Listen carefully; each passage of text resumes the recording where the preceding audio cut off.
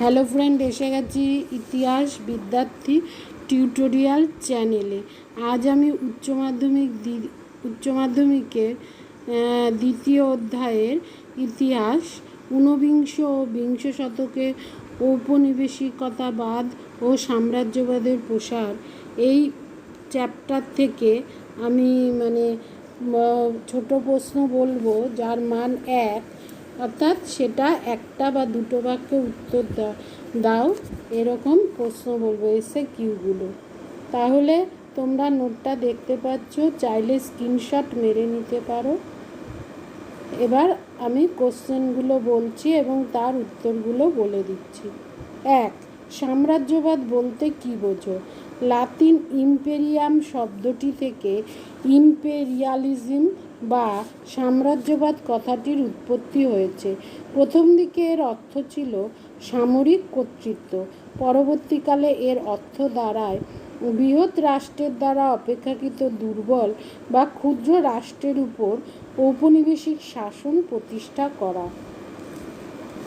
উপনিবেশবাদ বলতে কী বোঝো? লাতিন কলোনিয়া শব্দটি এসেছে কলোনি বা উপনিবেশ শব্দটির লাতিন কলোনিয়া শব্দটি এসেছে কলোনি বা উপনিবেশ শব্দটি থেকে। উপনিবেশ শব্দটির মূল অর্থ হল মানব সমাজের একটি স্থানান্তরিত অংশ। উপনিবেশবাদ একটি এলাকা বা ওই এলাকায় জনসাধারণের উপর অন্য একটি শক্তির নিয়ন্ত্রণ। আবার অন্য আরেকটি দিক দিয়ে উপনিবেশ বলতে বোঝায় রাষ্ট্র থেকে বিচ্ছিন্ন কোনো ভূখণ্ড, যে ভূখণ্ড উক্ত রাষ্ট্রের কাছে নির্দিষ্টভাবে আনুগত্য প্রকাশ করে। প্রথমেই বসতি স্থাপনের উদ্দেশ্যে প্রথমটা হচ্ছে বসতি স্থাপনের উদ্দেশ্যে, আর দ্বিতীয়টা উপনিবেশকে শোষণের জন্য দখল করা হয়। ঔপনিবেশিক সাম্রাজ্যবাদ কি? সাম্রাজ্যবাদের সাফল্য। ঔপনিবেশিক সাম্রাজ্যবাদ কি? সাম্রাজ্যবাদের সাফল্য শেষ পর্যন্ত ঔপনিবেশিক শাসন প্রতিষ্ঠা করে। তাই সাম্রাজ্যবাদ কথাটির সঙ্গে উপনিবেশের ধারণাটি যুক্ত হয়ে ঔপনিবেশিক সাম্রাজ্যবাদ ধারণাটির প্রচলন ঘটেছে। আমেরিকা মহাদেশ কে আবিষ্কার করেন? আমেরিকা মহাদেশ 1492 খ্রিস্টাব্দে ক্রিস্টোফার কলম্বাস আবিষ্কার করেন। আমেরিকা মহাদেশের নাম কার নামানুসারে হয়? আমেরিকা মহাদেশের নামকরণ ইতালীয় নাবিক আমেরিগো ভেসপুচির নাম অনুসারে হয়। ক্যাপ্টেন কুক কোন কোন দেশ আবিষ্কার করেন? অষ্টাদশ শতকের শেষ পর্বে ইংরেজ নাবিক ও আবিষ্কারক ক্যাপ্টেন কুক হাওয়াই দ্বীপপুঞ্জ, অস্ট্রেলিয়া ও নিউজিল্যান্ড আবিষ্কার করেন। তারপরেরটা, বুলের নির্দেশনামা বলতে কী বোঝো? সমুদ্রাভিযানে প্রথম দিকে সর্বাধিক সাফল্য দেখায় পর্তুগাল ও স্পেন। শীঘ্রই সমুদ্র অভিযান নিয়ে পর্তুগাল ও স্পেনের মধ্যে বিরোধ দেখা দিলে পোপ ষষ্ঠ আলেকজান্ডার এক বুল বা নির্দেশনামা, যেটা দিয়েছিল 1493 খ্রিস্টাব্দে, বুল বা নির্দেশনামার দ্বারা স্পেনের সামুদ্রিক অভিযানের এলাকা নির্দিষ্ট করে দেন। কিন্তু এতে পর্তুগাল আপত্তি করলে শেষ পর্যন্ত উভয় দেশের মধ্যে টরডিসিলাসের চুক্তি স্বাক্ষরিত হয়। এর দ্বারা আটলান্টিক মহাসাগরের পূর্ব দিকে পর্তুগালের এবং পশ্চিম দিকে স্পেনের নৌ অভিযানের এলাকা নির্দিষ্ট হয়। পরেরটা, সপ্তবর্ষব্যাপী যুদ্ধ কবে কাদের মধ্যে হয়? ইংল্যান্ড এবং ফ্রান্সের মধ্যে সপ্তবর্ষব্যাপী যুদ্ধ শুরু হয়েছিল 1756 খ্রিস্টাব্দ থেকে এবং শেষ হয়েছিল 1763 খ্রিস্টাব্দে। নয়া সাম্রাজ্যবাদ বা আধুনিক সাম্রাজ্যবাদ কি? আগে সাম্রাজ্যবাদ বলতে বিভিন্ন দেশে শুধু ভৌমিক অধিকার বলবৎ করাকে বোঝাতো। কিন্তু নয়া সাম্রাজ্যবাদ হলো অধীনস্থ দেশে শুধু ভৌমিক অধিকারী নয়, সেই দেশের অধিবাসী, শক্তি সম্পদ, অর্থনীতি, এমনকি শিক্ষা ও সংস্কৃতিকে সাম্রাজ্যবাদী দেশ তাদের স্বার্থে ব্যবহার করে। পরেরটা, ভাস্কো দা গামা কবে ভারতে কোথায় আসেন?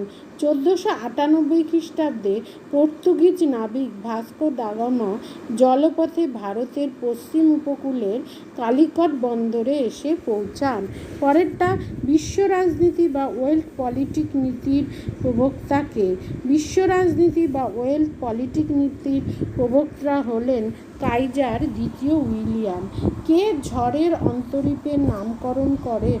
উত্তমমাশা অন্তরীপ। বার্থালোমিও দিয়াজ ঝড়ের অন্তরীপের নামকরণ করেন উত্তমমাশা অন্তরীপ। কঙ্গো ফ্রি স্টেট কবে গঠিত হয়? 1884 খ্রিস্টাব্দ থেকে 1885 খ্রিস্টাব্দ পর্যন্ত কঙ্গো ফ্রি স্টেট গঠিত হয়। পরেরটা,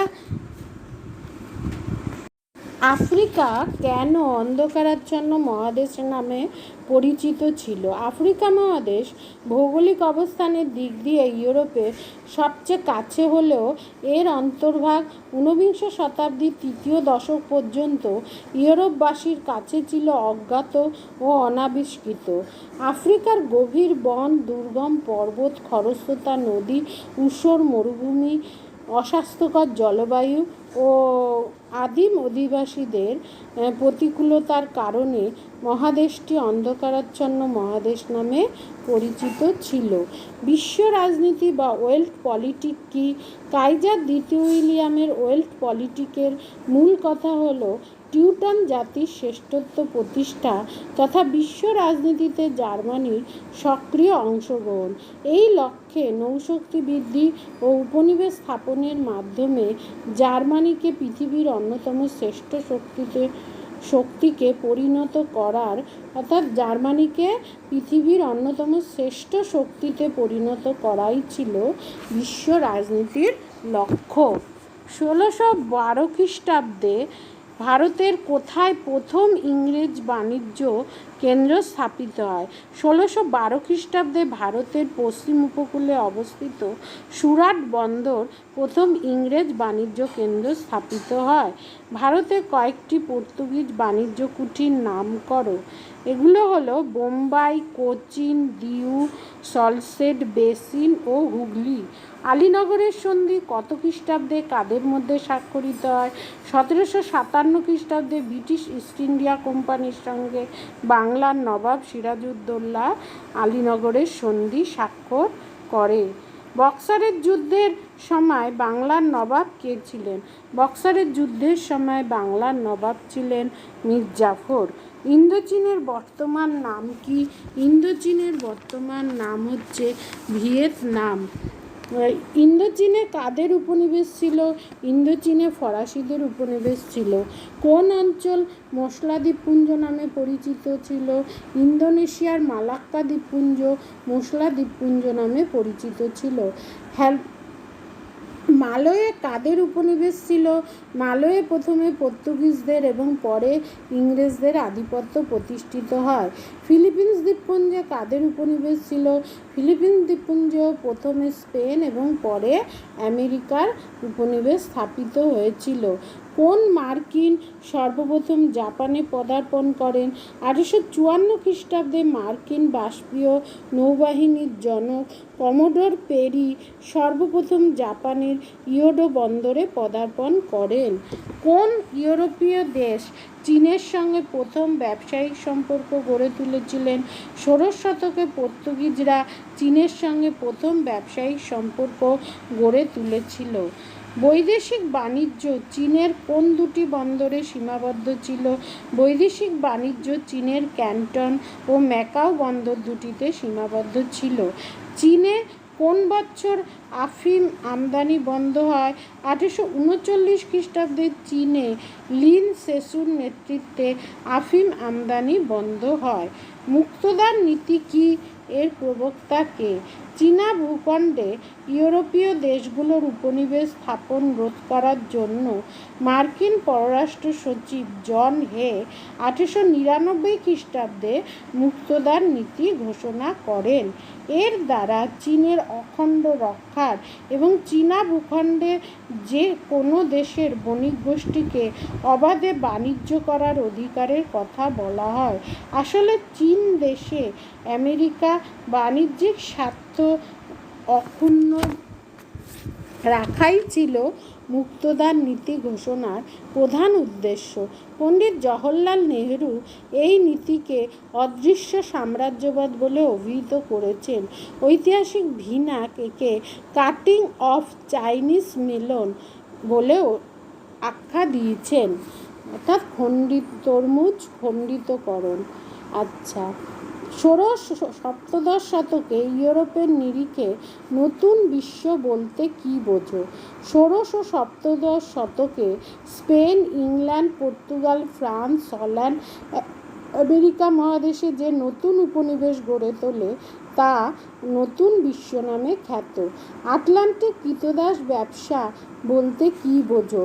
নতুন বিশ্ব অর্থাৎ আমেরিকায় কৃষিকাজ সচল রাখতে প্রচুর শ্রমিকের প্রয়োজন হয়, তাই আফ্রিকা থেকে আটলান্টিক মহাসাগর অতিক্রম করে কৃষ্ণাঙ্গ কৃতদাসদের আমেরিকায় রপ্তানির লাভজনক ব্যবসা আটলান্টিক কৃতদাস ব্যবসা নামে পরিচিত। ভগিনী রাজা বা সিস্টার কিংডম বলতে কী বোঝায়? স্পেনীয়রা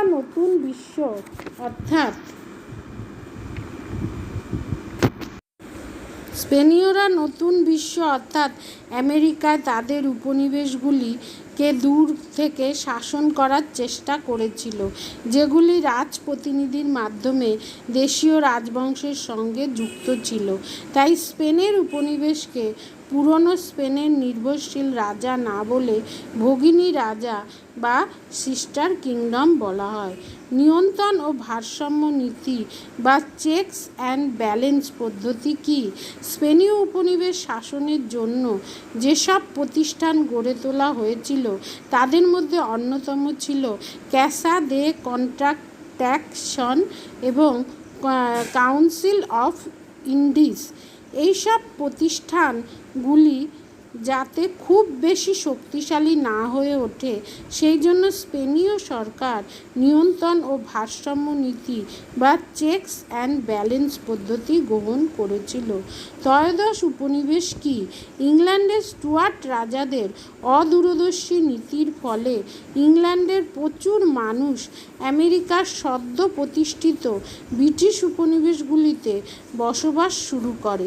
অষ্টাদশ শতকের মধ্যে ব্রিটিশরা বেশ কয়েকটি যুদ্ধে আমেরিকাস্থিত ওলন্দাজ ও ফরাসি শক্তিকে পরাজিত করে বর্তমান মার্কিন যুক্তরাষ্ট্রের পূর্ব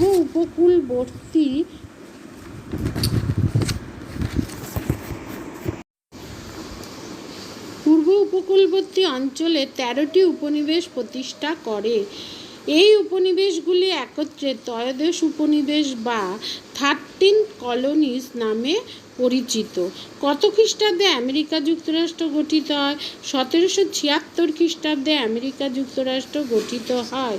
ওয়েলথ অফ নেশনস গ্রন্থটির রচয়িতাকে ব্রিটিশ অর্থনীতিবিদ অ্যাডাম স্মিথ 1776 খ্রিস্টাব্দে ওয়েলথ অফ নেশনস গ্রন্থটি রচনা করেন। বাণিজ্যিক মূলধন বা বাণিজ্যিক পুঁজি বলতে কী বোঝো? শিল্প বিপ্লবের আগে পুঁজিপতিরা বাণিজ্যে মূলধন বিনিয়োগ করতেন। বাণিজ্যে নিয়োজিত এই মূলধন বাণিজ্যিক মূলধন বা বাণিজ্যিক পুঁজি নামে পরিচিত। মার্কেন্টাইলবাদ বা বণিকবাদ কি? ষোড়শ শতক থেকে অষ্টাদশ শতকের মধ্যে ইউরোপে বণিকবাদ বা মার্কেন্টাইলিজম নামে একটি অর্থনৈতিক শক্তি হিসাবে আত্মপ্রকাশ করে। মূলত রাষ্ট্রকে অর্থনৈতিক ও বাণিজ্যিক দিক থেকে উন্নত করার জন্য এই নীতি গ্রহণ করা হয়। বুলিয়ান সঞ্চয়, উপনিবেশ প্রতিষ্ঠা, খনিজ উৎপাদন ও শিল্পের উন্নতির দ্বারা বাণিজ্যের ভারসাম্য বজায় রাখাই ছিল বণিকবাদ বা মার্কেন্টাইলবাদের মূল কথা। লগ্নি পুঁজি কাকে বলে? শিল্প বা বাণিজ্য থেকে অর্জিত অতিরিক্ত পুঁজি বা মুনাফা যখন তা আরও মুনাফা অর্জনের জন্য আবার কোনো শিল্পে অথবা বাণিজ্যে বিনিয়োগ করা হয় তখন তাকে লগ্নি পুঁজি বলে। হিলফার্ডিংয়ের লেখা বইটির নাম কি? হিলফার্ডিংয়ের লেখা বইটির নাম হচ্ছে ফিনান্স ক্যাপিটাল। মার্কসের উদ্বৃত্ত তত্ত্ব কি? মার্কসের মতে শ্রমিক তার শ্রম দিয়ে যতটুকু মূল্য সৃষ্টি করে তা বাজারে বিক্রি করে মালিক শ্রেণীর হাতে যে অর্থ আসে এবং শ্রমিককে যতটুকু মজুরি দেয় তার পার্থক্যই হলো উদ্বৃত্ত মূল্য। জে হবসনের বইটির নাম কি? বইটির নাম হলো ইম্পেরিয়ালিজম এ স্টাডি বা সাম্রাজ্যবাদ একটি সমীক্ষা। 1902 খ্রিস্টাব্দে এটি লেখেন। আচ্ছা, হবসন ও লেনিন তত্ত্ব বলতে কী বোঝো? ব্রিটিশ অর্থনীতিবিদ হবসনের মতে পশ্চিমী দেশগুলিতে ধনবন্টনের বৈষম্যের ফলে পুঁজিপতিদের হাতে যে মাত্রাতিরিক্ত মূলধন জমে তার লগ্নির ক্ষেত্র অনুসন্ধানের জন্য নিজের দেশের সরকারকে সাম্রাজ্য বিস্তারে বাধ্য করে। অন্যদিকে রুশ কমিউনিস্ট নেতা লেনিন পুঁজিবাদকে সাম্রাজ্যবাদের বীজ বলে অভিহিত করেন। তার মতে প্রয়োজনের অতিরিক্ত পণ্য বিক্রয় এবং শিল্প উৎপাদনের জন্য সস্তায় কাঁচামাল সংগ্রহের উদ্দেশ্যে পুঁজিবাদী রাষ্ট্রগুলি উপনিবেশ দখলের চেষ্টা চালায়, যা হবসন লেনিন তত্ত্ব নামে পরিচিত। পরেরটা, শিল্প বিপ্লব সর্বপ্রথম কোথায় শুরু হয়েছিল? ইংল্যান্ডে সর্বপ্রথম শিল্প বিপ্লব শুরু হয়েছিল। শ্বেতাঙ্গদের বোঝা বা সাদা চামড়ার দায়বদ্ধতা বা হোয়াইট ম্যানস বার্ডেন বলতে কী বোঝো?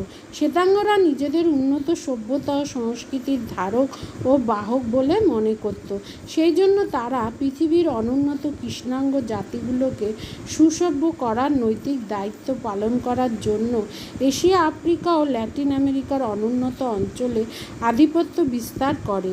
ইংরেজ লেখক রুডিয়ার্ড কিপলিং এবং ফরাসি লেখক জুল ফেরি এই ব্যাপারে দেশবাসীকে দায়িত্ব নেওয়ার আহ্বান জানান।